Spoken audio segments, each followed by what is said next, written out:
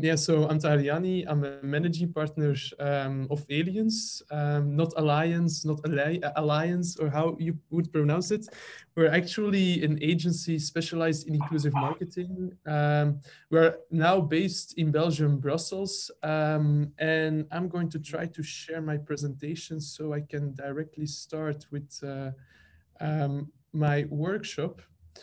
So for the people who want to connect on LinkedIn, you can always scan the code on the slides. I hope everyone is seeing my face now. So to give you a short introduction about me and the agency. So 5 years ago, we found that many brands and organizations are actually struggling with reaching the diverse society. It's something that we can't ignore. It's a reality that we have today. And at that stage, we were looking to solutions, and we saw that there were like different solutions like ethno-marketing, marketing focused on different elements or different backgrounds of our society. But for us, it wasn't actually a sustainable solution because society was becoming super diverse. If you look around you, if you go on the street, you see the diversity. And that's why we founded Allyens. We are now actually working or active in the sector for five years. We had the opportunity to work with brands like Unilever, like BNP Paribas, like Johnson & Johnson. And actually in this presentation, I'm going to introduce you to inclusive marketing and also give you a framework that you can use afterwards in your own communication and marketing. If there are questions, there's definitely time to answer them during the workshop itself. But if you really want an answer during my presentation, please send it in the chat and I will try to look it up and then answer your question.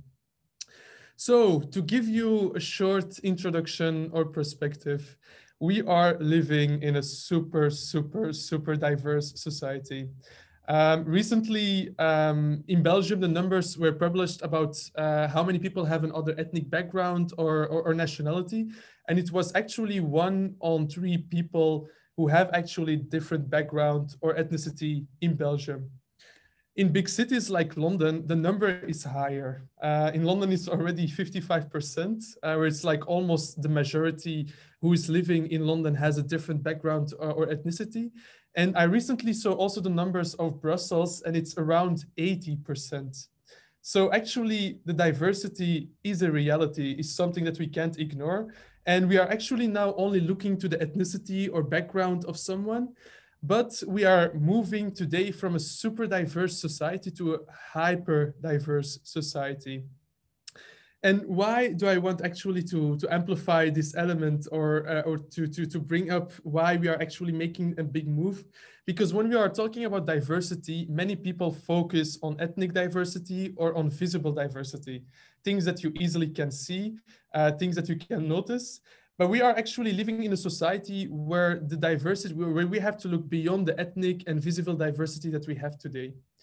The second one is the fact that we have to think about diversity from an intersectional approach. It means that when we talk about diversity, many people are tempted to label people. They will say like, this is a Moroccan and this is the type or things that I will link to that label, or this is the label that I have for that person and this is the label that I'm creating.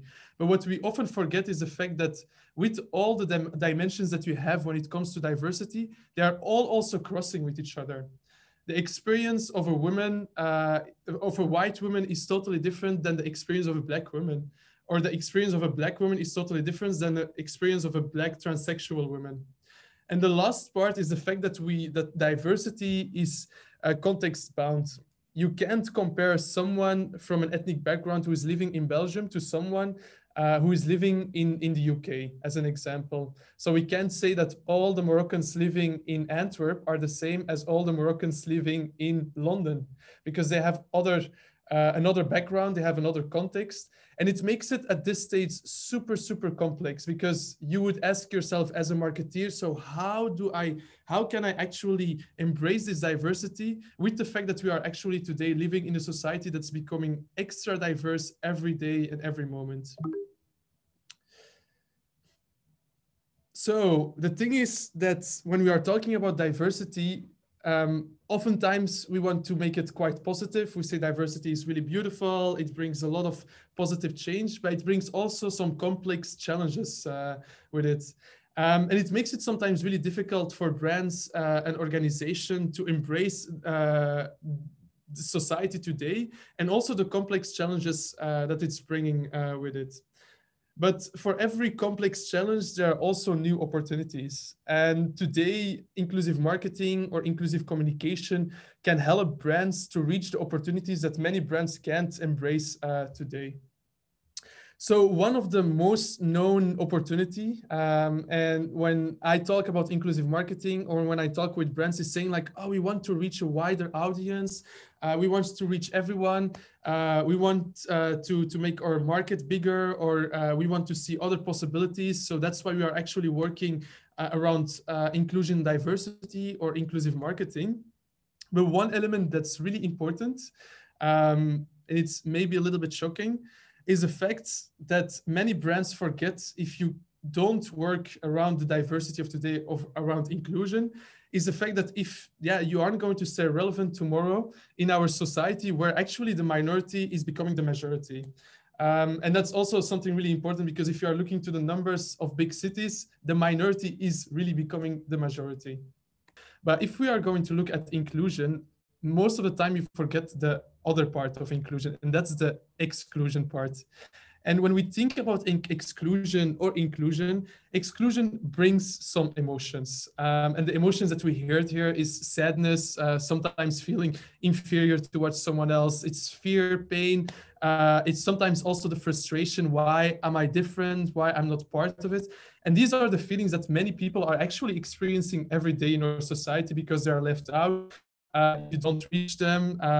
They're like barriers for them to actually join our society. But what's really important about this exercise is the fact, if you remove exclusion, you create inclusion. And inclusion brings positive feelings and emotions. And the emotions that are most known, that are linked to inclusion, are emotions like peace, safety, appreciation, confidence, and trust. And these are actually emotions that brands or organizations that are working around inclusion or inclusive marketing can create towards the target group or the people that they want to reach today. So one thing to add, now we talked about the emotional part and the effects of exclusion and inclusion is, in our society, is the fact that we are also living in a society where the millennials or the younger generation are expecting brands to be inclusive. Recently, we did a research together with VBO, Verbond van Belgische Ondernemingen. I don't know what the English term is for it, but it's like the organization of all the of all the businesses here in Belgium. And 71% of the millennials prefer brands that are more inclusive than brands that are not inclusive. So what's really important, and the thing that we have to keep in mind, is the fact that inclusive marketing is today an opportunity to be ahead of your competitors, to be ahead and to be actually the first that are actually embracing the diverse society. But if you're not going to embrace inclusive marketing or inclusion or the diversity that we have today, it can be definitely your downfall tomorrow. So the biggest question is, what is inclusive marketing, and how can you actually translate it to your communication in the near future? So one thing that's really important when we think about inclusive marketing is the fact that you actually need to represent your diverse target group. But not only representation as in trying to bring someone from another background or another skin color in your advertising, but it's actually thinking about authentic representation of your diverse target group. And I want actually to focus a little bit on that authentic element, because when we talk about inclusive marketing or inclusion in general in communication and campaigns, many people think about representation. We need to put people from different colors. We need to put people from other sexual orientation or genders, and then we have it. But if it's not authentic, then it's actually not inclusive, and probably at that stage you will also not reach the goal that you are creating with the campaign at that stage. And to translate that element, In the US, there was actually a brand or an uitgever. I forgot the term in English. And Publisher. they wanted a publisher, voila, and they wanted actually to launch books for children. And the thing is the fact that they had already many books, and they said like, oh, let's make it really easy. We are going to change the skin color of the children in the books, and make them darker. And at that stage, we are also going to embrace our diverse society and go with the trend of inclusion in our society. They get a really big backlash because people said at that stage, the stories aren't aligned with the youngsters that you want to reach. Some stories were about colonial history, where they only colored the face of that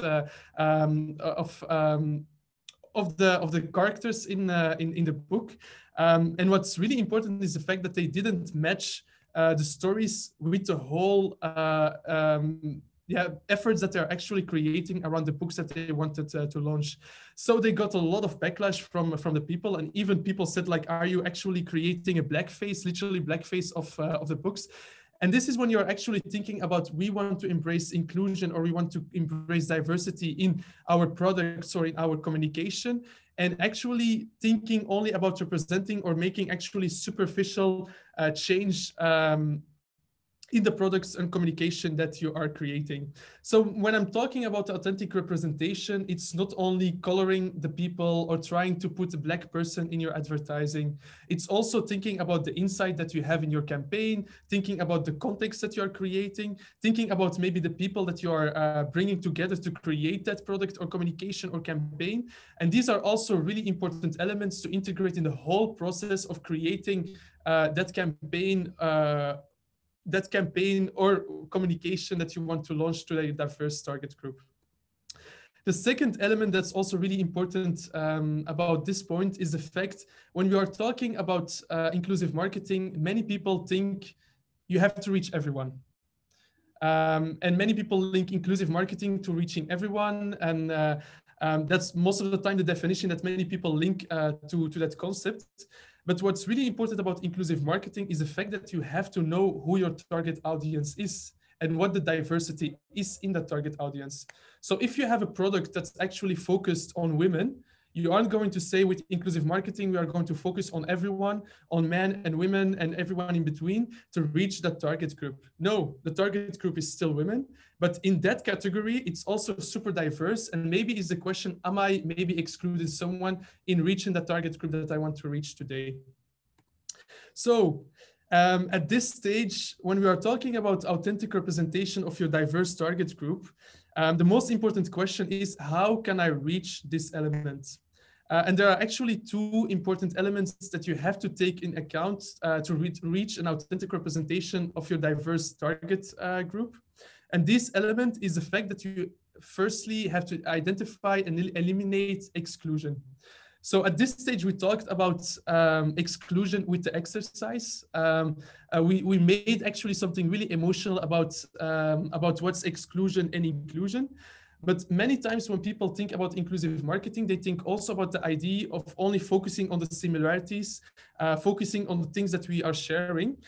But you can't focus on the similarities if there are still barriers to your communication, if there are still forms of exclusion in your communication of products, if there are still forms of exclusion in your thinking. So to go further with the fact that you have actively to identify and eliminate forms of exclusion, you have to take it quite further, because forms of exclusion are not only present in your communication, they can also be present in your thinking. An example of forms of exclusion that are present in your thinking is the fact that you think that some people are like this, of some stereotypes are actually present, and that's why I'm going to define that target group like that. This is actually a form of exclusion because you're actually excluding people in that way. Forms of exclusion can be also present in your communication, the way how you communicate, the way how you market yourself, the values that you're actually creating around your brand or product. And the last one is the fact that the forms of exclusion can be present in the product that you're actually proposing to your target group. To give you an example, I don't know if someone heard of the Fenty effect recently. So everyone heard of Rihanna? Everyone knows Rihanna, the singer? Okay. I saw faces like this. No, no, no. Does everyone know that Rihanna became a billionaire recently? Yes or no? So Rihanna did. So you probably know the song of Rihanna, this "Under My Umbrella." Voilà. Yeah, I'm not gonna sing, but you can look it up in between. Yeah. Voila. So Rihanna is a really known singer, and she became recently actually billionaire, not from singing, not from her music, but from creating a new brand. And the brand is actually called Fenty. And Fenty is actually a makeup brand that she launched that was actually focused on making the makeup industry more inclusive. Because at that stage, Rihanna or the people behind the brand realized that many people actually went to the store, and when they wanted to buy makeup, they realized there was no makeup for the skin color. And at that stage, they came actually with the brand Fenty, where they're actually catering makeup for different skin colors for different people, and they're also using it as an element in their marketing and in their communication. This brand went super viral recently, and it made also the singer Rihanna a billionaire. And that's actually a beautiful example of finding elements of exclusion that are present in our thinking, in our industry, in our product, in our society, and actually using them as a competitive advantage to create something that will reach a bigger target group and maybe answer the question on the forms of exclusion that we have today in our society. The second example, and that's a really nice example of IKEA that I'm going to show you now. I'm going to show you the video first and then maybe give a short explanation. I'm going to see if this is going to work. Voila. Okay, do you hear the sound? Hi, I'm Eldel, 32 years old. Although I have cerebral palsy, I do everything I can to conduct myself like everyone else. But in my own home, of all places, I'm surrounded with furniture crying out, cripple. I'd like to sit on a regular sofa without being afraid I won't be able to get up, to open a regular closet, or even to turn on a regular lamp. 1 in every 10 people in Israel is a disabled person. The IKEA design vision gave birth to the Disables Project. Smart hacks making IKEA's best-selling items accessible. The project was created in collaboration with 2 NGOs, Milbot and Access Israel, and started off in the IKEA store with a hackathon of product engineers and disabled people that enabled better understanding of their needs. In the end of the developing process, 13 new products were born, each solving a different accessibility issue, such as sofa elevating legs for easier ascending, lamp button enlargement, special handles for PAX closets, and more. The new products are presented in the world's first accessible living spaces in the IKEA stores. The new models are available for download from the project's website, disables.com, and 3D printing anywhere in the world. So that Eldar, Dina, Pavel, Inbal, Moshe, Tahel, and Leo can also feel comfortable in their own homes like everybody else. Now they should come up with products that assemble themselves. Okay, so that's actually a really beautiful example on how a brand is actually removing forms of exclusion in their products, maybe in their communication or in their thinking. And the second one is the fact when you are actually focused on removing the forms of exclusion, because it's a really important part of working around inclusive marketing or inclusive communication, is actually focusing on universal values that we share in our society. And the shared values reinforce actually the positive feelings of inclusion in our story. And some examples of shared values that are quite known in our societies, like celebration of something, celebration of important moments, giving hope to situation, but also like creating trust in a moment or a situation. And a really beautiful example of Levi's is this video where they also focused on an element that's actually shared value in our society and created a whole campaign around it that when you are going to see it, also you are going to recognize yourself on this video.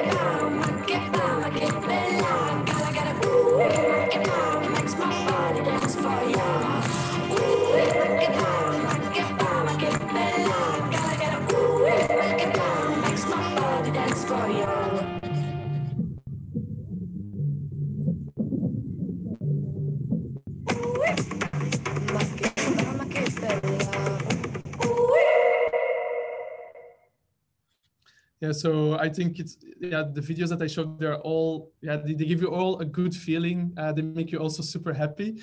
But thinking about authentic representation of your diverse target group, to recap, so one of the most important elements when you are thinking about inclusive marketing is focusing on removing forms of exclusion. It's not only focusing on similarities, it's not only focusing on shared values, it's definitely the first step, looking for elements that are excluding people, that are actually barriers for people in your communication, in your products, in your thinking, that can be an element of exclusion that you have to remove. And then as a second element is going to find universal values that are shared by your target group and reinforce them in the story that you are going to bring. So this is not the end of the story, because otherwise it will be really easy and definitely, yeah, maybe you will think like, okay, now we can go further, but I'm not done with the story. So the second element that you have to take when you're actually working around inclusive marketing is the fact that you have also to think about equity, because one of the most important parts about inclusion and diversity is the fact that we are living in a world that's not fair. Some people don't have equal access to opportunities. Some people are not equally represented in the media, in our advertising. So as a brand, you have also the opportunity to work around that element and remove some parts of, or remove forms of exclusion, but also forms where there's no equal access in our society, by, as an example, amplifying the diverse forces that you want to reach. And this is also a really important part, because when we think about inclusion, we think about let's remove the exclusion or let's focus on the similarities. But we have also to know that we are actually living in a society where some voices aren't heard often, because they are not represented in the media, they are not represented in the advertising, they are maybe not represented in the creative agencies or in the marketing teams. And it gives you also a chance to amplify the voices in your communication or marketing. The second one is the fact that with creating inclusive marketing or creating inclusive campaigns, you have also the chance to combat biases or biases in your communication or in our society. So to give you actually an example, so in our society, there are like more than 15% of the people who have actually disability. But if you are going to look to the advertisement or the media, there's like only 1% of the people who are represented who has actually a disability. And the brand that's actually working around that and that has actually really beautiful examples is Nike. So if you look to the campaigns of Nike, they actually often amplify the voices that we often not hear. And they did that actually with the campaign during Black Lives Matter. They did that also with this campaign where in this story, this woman couldn't actually join the boxing championship because she was wearing a headscarf, and they found it actually chance to use their platform and to amplify the voices by sharing the voices that are most of the time not heard in our society. Another element that's really important is the fact that we are all living with biases, but our society is also filled with biases. So when you're actually thinking about a CEO, most of the time you will put the same person as a picture or as a story that you're going to bring. If you're going to think about a family, you're always using the idea that you have of a family in your advertising, in your communication. But also the same if you're thinking about an athlete, many people are thinking about the standard ideas that they have. And it's really good also to challenge our society and to amplify first the voices that we don't hear, but also challenge biases that we have in our society by bringing the pictures or making it possible in the stories that you are creating. So as an important element that I want to add here before I'm going to end this theory part of the presentation is the fact that as a marketer, we have a unique opportunity to make a difference and to change our society by also being aware of the stories that you are sharing, by being aware of the stories that you are creating, by the campaigns that you are creating. And it gives us also a really strong power to change our society. And to add as an example, 50 years ago, it was really normal to portray women in a stereotypical way. Today, it's still problematic, but we see that stereotyping and forms of biases still present in our communication and marketing. And it gives us actually the power to change that and to challenge that too.